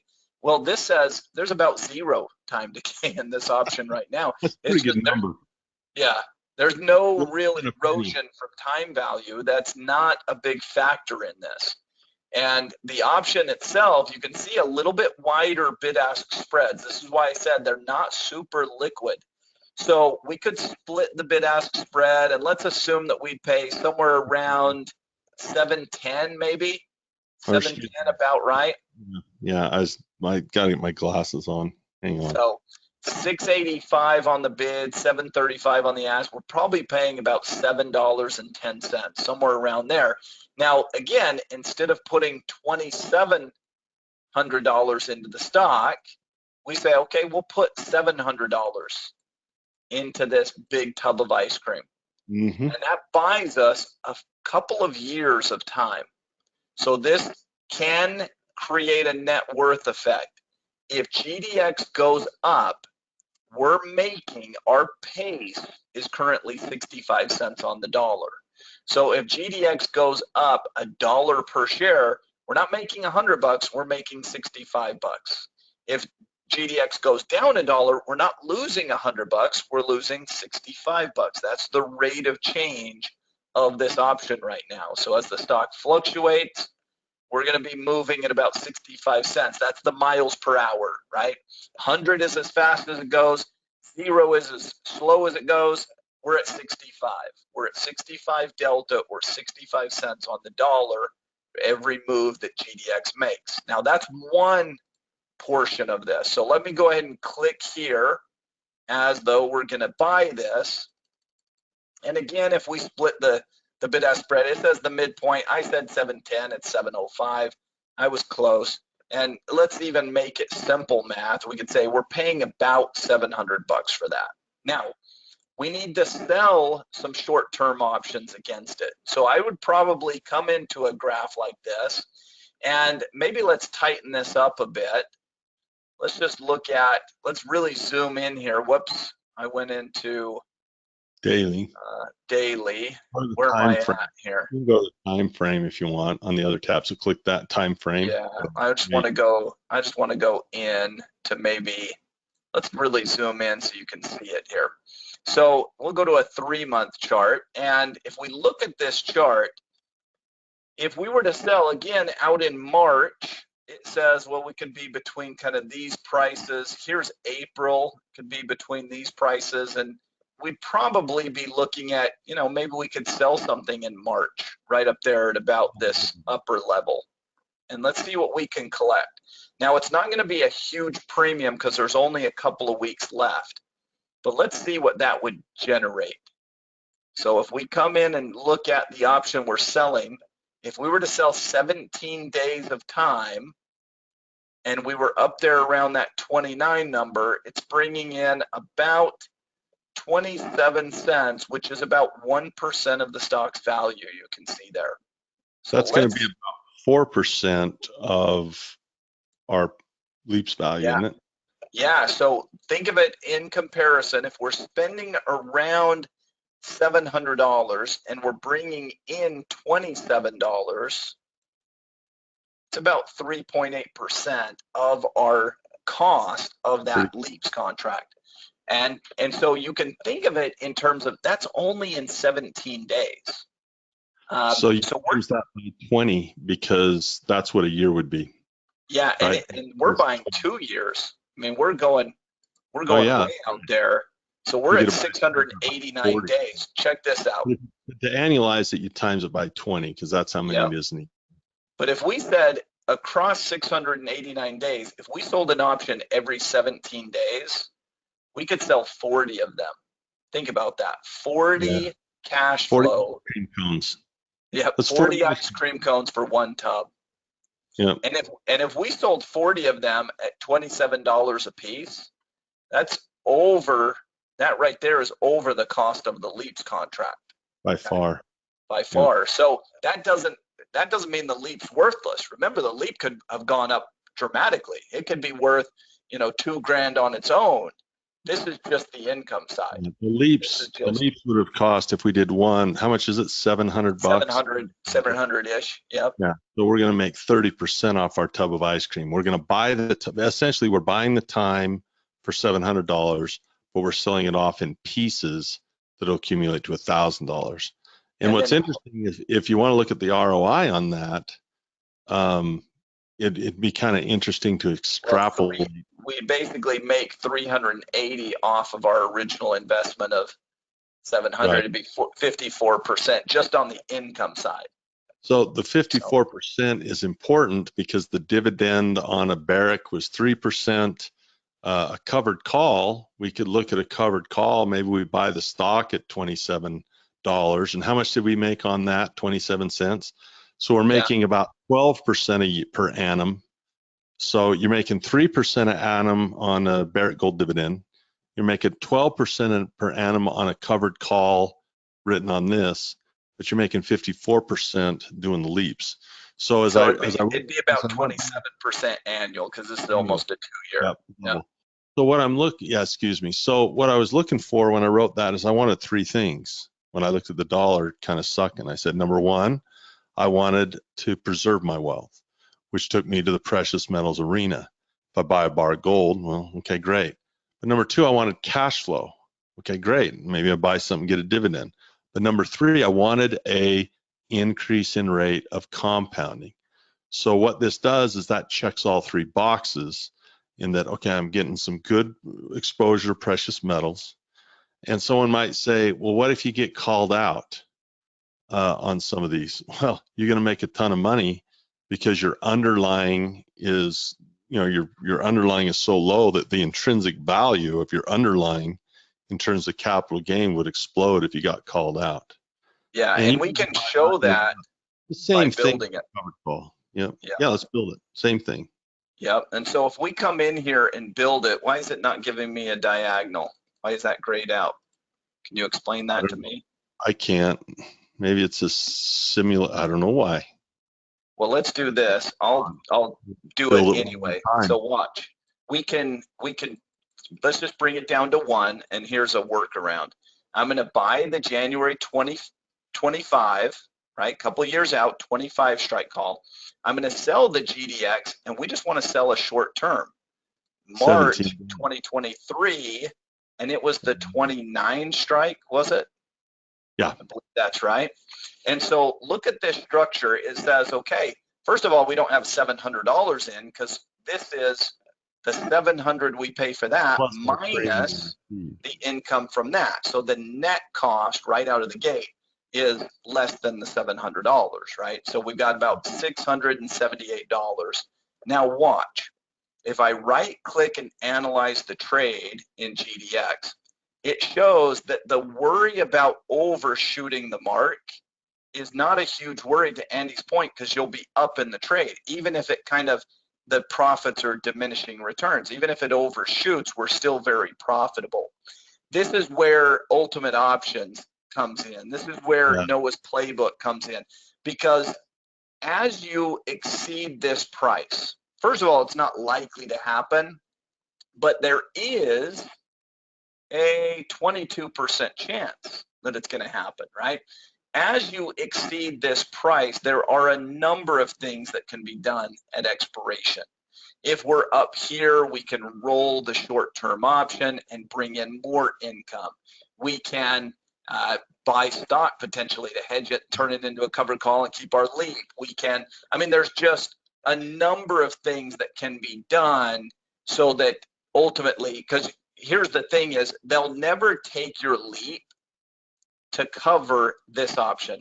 They know that this leap does not want to be exercised early. It would be a huge waste of that extrinsic value, of time value. So they'll never take that away.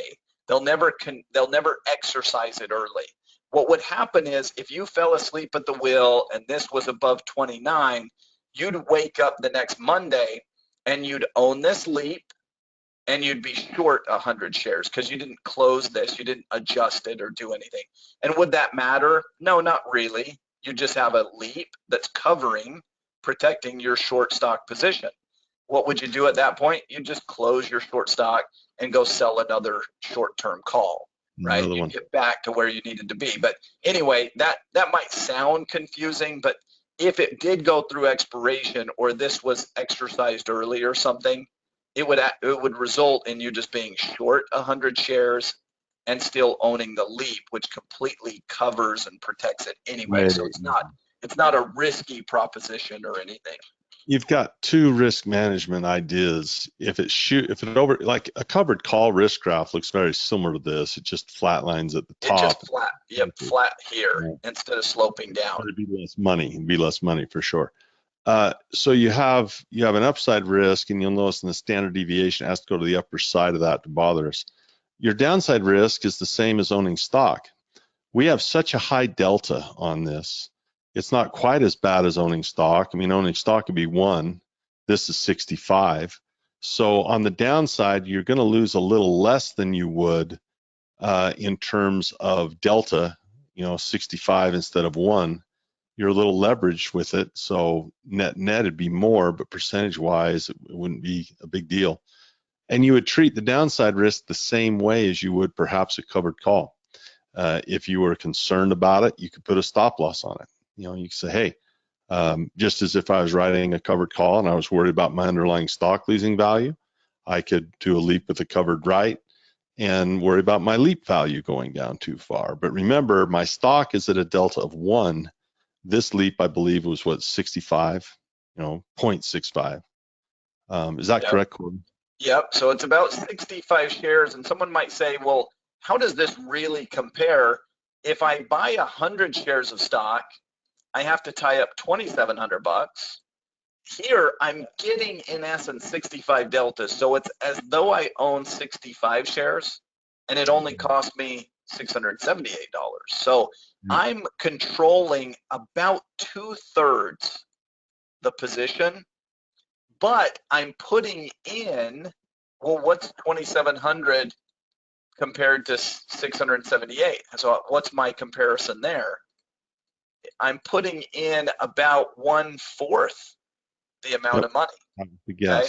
So I get 2/3 the upside and downside for 1/4 the amount of capital.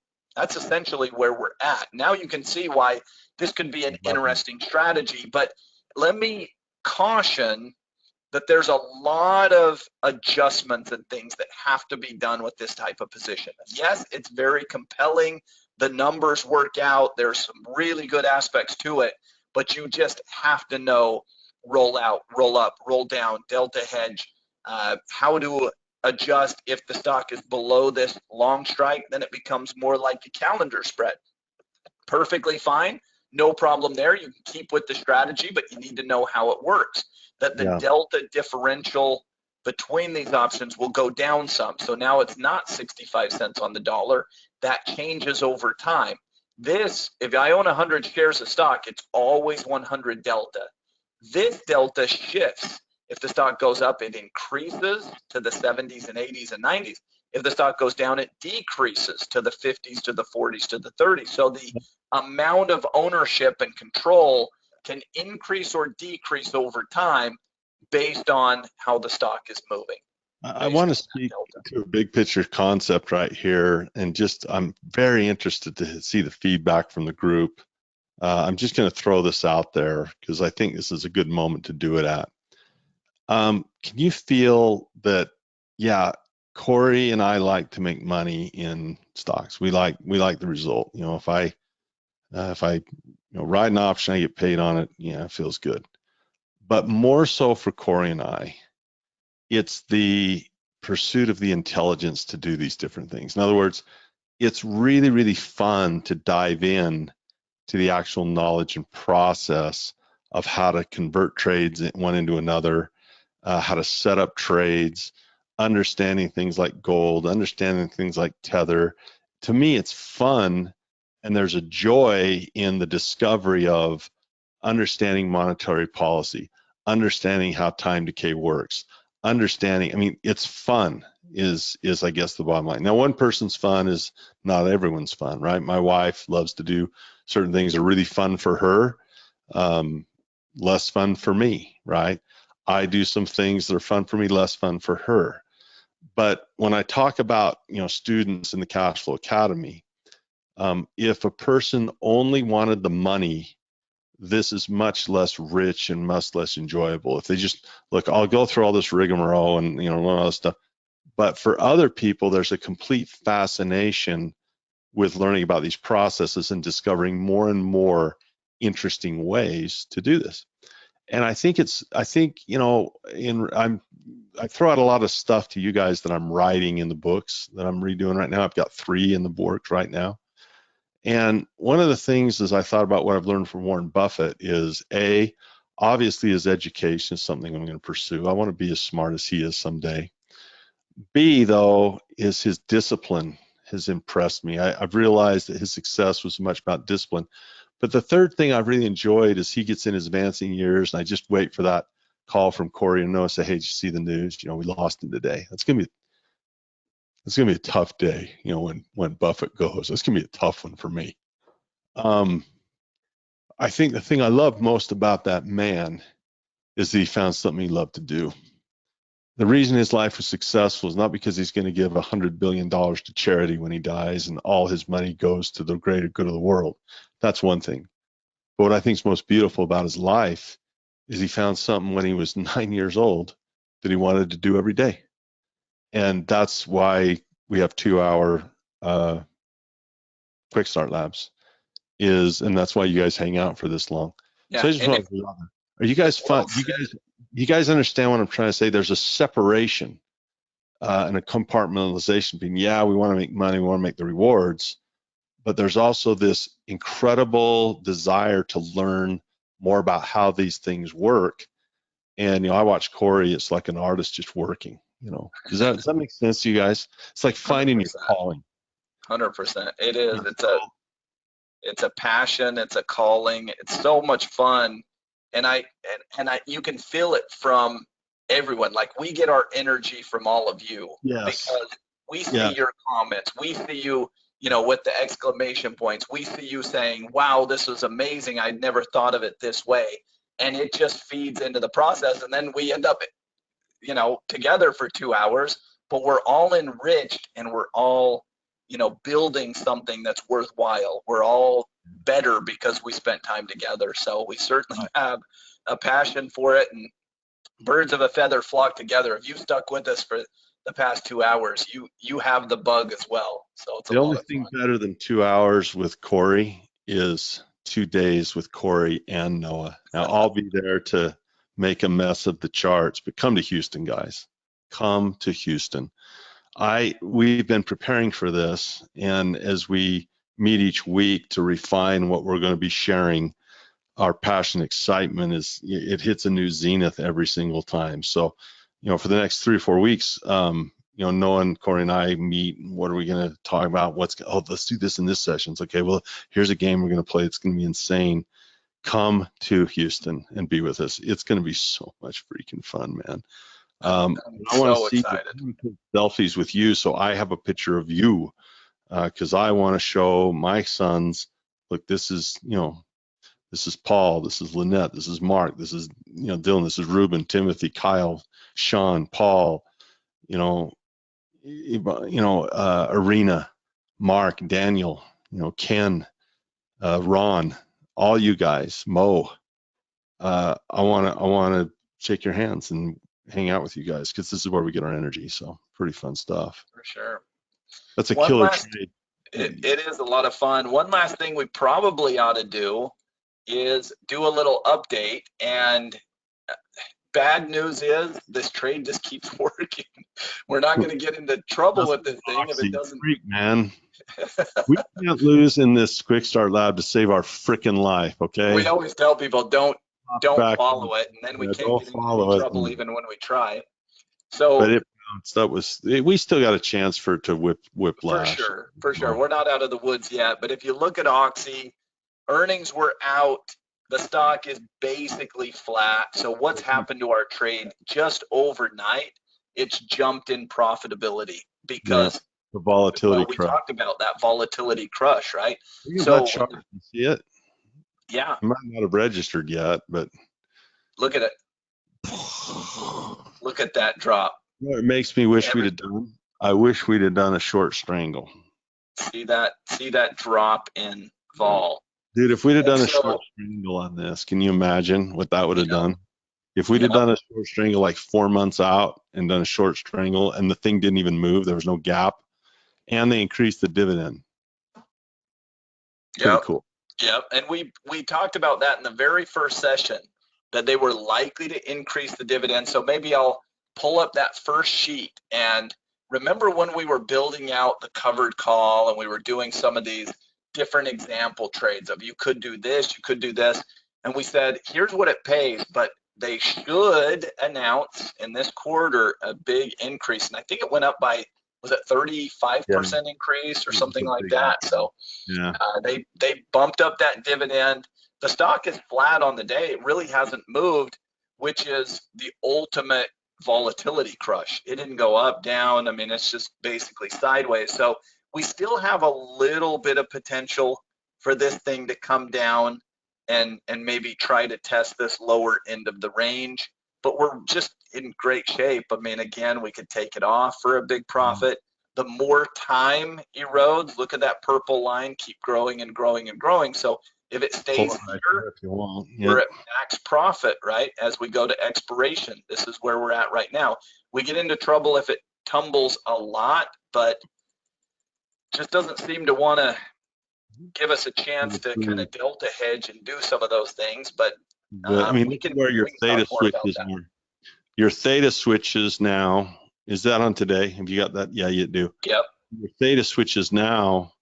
Your theta switch for time as of today is at 55, and your theta switch for ultimate expirations at 53.61. So it's just, or excuse me, your theta switch, or excuse me, your profitability, not your theta switch. Your theta switch is still far away, but look how we're profitable. I was talking about the profitability line, not the theta switch line. Yep. We're profitable. I mean, this thing's got to really dive for it to suck. It's pretty nice. Yeah, it does show there. This is kind of fun. It does show that the downside is a little more at risk. Oh, because man. it says there's a 16% chance of risk there. There is less than 1% chance of it being too high. So it definitely, I mean, any rebound of a couple of points, and this thing is going to be so perfect. It's going to have almost no possibility here or here, and so on. If it dives over the next couple of days, then all of a sudden that percentage chance over here comes into play, and all of a sudden we get to maybe do some things with it. So we'll see. We're not done with it yet. We still got a few weeks, but it's working just as best as we could have hoped for in terms of putting on one of these trades and having it work. It's certainly showing that. Here's an interesting one. I'm curious to see if Alex did this in a paper account or his real account, and whether or not he's done ultimate options or not. But Alex just commented, he goes, he kind of I told you so, man. He's like, I did do the short strangle. Kind of a maniacal laugh at the end of that one. It's like, nice. Whoa. I think we actually talked about the volatility crush with a short strangle when we put this on as another possibility because it was so proximate. Didn't we talk about, I forget what we teach here and where. Right? Yeah. Good, Alex. We definitely talked about the volatility crush. I don't remember whether we pulled up the short straddle per se, but we definitely talked about it. We went through the volatility numbers with the cogwheel and showed how that would go. Yeah, and showed that this is typical, right? It ramps up going into earnings and then it falls after earnings. It's kind of the big anticipation, right? People get nervous and they buy option, they're all worked up, and then it falls off, and that's pretty typical, and that's what we got. Love Rick. Rick just made the best comment. So Rick is new, and he's in pillar number 2 in technical analysis. And he says, this is what I love most about his comments is, I have a growth mindset. I'm looking forward to getting this. And it's kind of like, I'll tell you this, Rick, for everyone else that's new, like as you've gone through the 4 pillars, you're in technical analysis now, very simple, kind of organized, happy to answer questions along the way. This is kind of like drinking from the fire hose. It's a lot like, I always use the analogy of a foreign language. that if you took me to Japan and just like dropped me in on a conversation in Japan, you know, I'd say Nandesuka, because that's the only Japanese I know, which means what is this? That's the only thing I know is Nandesuka. Well, I didn't even know that. So Yeah, sayonara. What is this? Goodbye. That would be yeah. that would be it. But if I stayed in Japan for a year, I think I'd be turning Japanese. I really think so. Excuse me. I think See I'm if anybody speaking got that Japanese. reference. I think so. No one's getting my musical. I've had 2 musical references today. I'd be speaking Japanese. I really think so. Think so. Think so. So anyway, just hang in there, Rick, because it's a lot of fun, and you'll get this. You really will as you hang out with us. That's why we do it, right? That's why we do it. What about my German? I don't even know Stein. I used to know Austria. Oh, I used to know. I used to have a tiny bit. Marcus, you're from Germany. I want to go to I'm done traveling except for one place. Done traveling. I don't want to see. I mean, I've been everywhere I want to go. Been to Rome. Been all over. You know, been to Japan. Been to Oktoberfest. Mark, Oktoberfest. That's the German I can speak. My cousin moved to Germany before COVID, and I'm like, we're going to Oktoberfest, man. Let's go. My sons are excited. Then COVID hit, and I'm like, I ain't going. So that's the one place. That's the one place I want to go, Mark, is I want to go to Munich, and I want to go to Gotha, because Gotha is the town. It's a little 50,000 person town, and that's where Grandpa was before he moved here. So I want to go see where he lived. I want to go to Gotha, and then I want to go to Oktoberfest. Should we go together, Corey? I'm in. Let's go in May. We'll go to the Berkshire Hathaway annual meeting, and then we gotta get our hotel for that. There's gonna be no place to stay. We're kind of late in the game for that, dude. We got to fly get over our to Gotha, and then we'll go back for Oktoberfest. We'll just go make multiple trips. Mark in Switzerland. Mark's in Switzerland, so we could go do that. Dean's coming with us. 100%. Okay. Everyone's invited. We'll have a Cash Flow Academy meeting in Oktoberfest. There you go. Oktoberfest. Awesome. That would be a ball. Corey, you're a man. That's 2 hours. That's good. That's a long one, man. A lot of fun. That's fun. What do we have next session here? What do we have on this? When is the next Thursday? So we got about a week apart. So Thursday, same time it looks like. So, oh no, that's this Thursday. Sorry, I was looking at that's this Thursday. So we're 2 days away. 2 days away at noon again. Yep, noon, same time. 2 days away. So boy, I look at my calendar. I got a packed day on Thursday. Holy cow, packed day. March 2nd. Start lab March 2nd at high noon Mountain Time. Great job, everybody. Great interaction, great comments, great fun. A lot of talk on gold, Bitcoin, Tether, money markets. Poor man covered call strategy. Poor man covered calls. Bam. We got, Mark says he's going to eat Jager Schnitzel. That's what I'll eat. Jager Schnitzel. I like a good Jager Schnitzel. Some people like the Wiener Schnitzel, but I like the Jager Schnitzel. I like any schnitzel. Do you like schnitzel? Yeah, absolutely. You don't gain any weight, so you can have as much schnitzel as you want. I don't get to indulge in the schnitzel. That's a great word. That's just fun to say. Hey, dude, what'd you have for lunch today? Schnitzel. Come. Everyone needs to come and join us in Houston, and maybe we'll have some schnitzel. Yeah, we'll have a little schnitzel. Go out and find some schnitzel in Houston. Yeah, come to Houston, man. We're advertising that for you guys, particularly because you're awesome. So it's going to be much fun. All right, we'll see you guys later. Dylan's rolling on the floor laughing. Oh, it's such a good freaking Quick Start Lab. We'll see you guys on Thursday. Thanks so much, Corey. Thanks, everybody. You bet. Bye, everyone.